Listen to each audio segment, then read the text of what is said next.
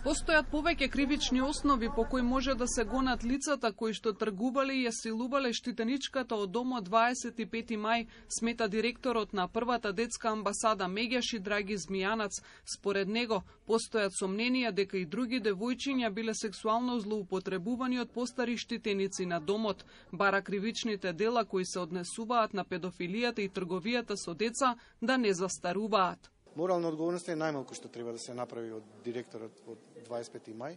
Тука бараме кривична одговорност, а инаку за честитка за пофалба е што Министерството за труд и социјална политика поведе 11 кривични пријави против вработени во Центарот за социјална работа и што е веќе детектиран случајот на жената која тргувала со детето. За ранливоста на децата и насилството што се врши врз нив се разговараше и на меѓународната конференција во Скопје, на која учествуваа делегати од 10 држави. Се бараат ефикасни решенија преку мобилизација на институциите и невладиниот сектор во борбата против сиромаштијата која неминовно ги турка децата во ризик.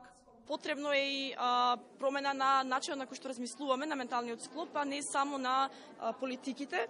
Значи, не е потребно само истражување, туку треба и да делуваме во самите институции и организации од кои што доаѓаме. Статистиките презентирани на конференцијата покажуваат дека половина од децата во светот биле физички, психолошки или сексуално злоупотребувани, а на секој 5 минути по едно дете е убиено при насилство.